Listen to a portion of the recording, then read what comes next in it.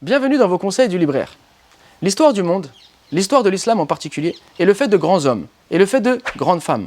Si la plupart d'entre nous connaissent Abu Bakr, Omar, Othman, Ali, les grands noms de l'islam, il faut également savoir que de nombreuses femmes ont été des exemples de vertu, ont été des exemples dans le savoir, ont découvert de grandes choses à des niveaux scientifiques importants et donc ont marqué l'histoire du monde et l'histoire de l'islam.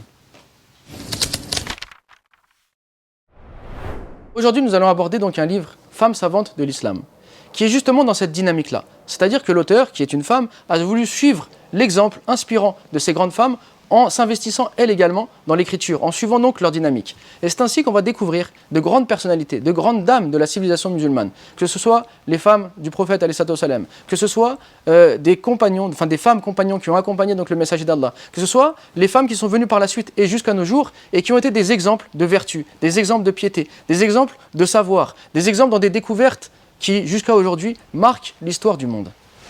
La lecture de ce livre a de nombreux intérêts.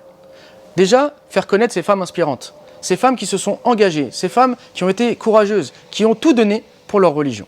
Également, ça va permettre de faire taire les préjugés qu'il y a autour de la femme, surtout dans la société occidentale, où on pense que la femme musulmane a été réduite au silence, que la femme musulmane n'a pas un rôle majeur dans la société. Alors qu'à travers ce livre, on voit que la femme a toujours été engagée, a été dynamique, a été un véritable modèle. Le fait également que ce livre ait été écrit par une femme change tout, car bien souvent, on pense que le fait d'écrire est le fait des hommes. Le fait d'enseigner, le fait des hommes. Alors que si on regarde dans l'histoire de l'islam, combien de femmes se sont investies dans l'écriture, se sont investies dans l'enseignement. Donc la femme a toujours eu un rôle important, bien qu'aujourd'hui on a l'impression que ce n'est pas le cas. Donc le fait que ce soit une femme qui écrive, ça nous montre déjà que ces idées préconçues sont à mettre de côté. Ça redonne ça redonne donc un exemple vivant de ces femmes qui se sont investies tout au long de l'histoire de l'islam. Et également, on sent qu'il y a une certaine sensibilité dans la manière de rapporter certains éléments, de rapporter certains événements, de décrire ces femmes que l'on ne pourrait pas ressentir par exemple dans un livre écrit par un homme. Donc c'est un livre qu'il faut se procurer, qu'il faut lire afin de donner honneur et la place que ces grandes femmes méritent et surtout qu'elles soient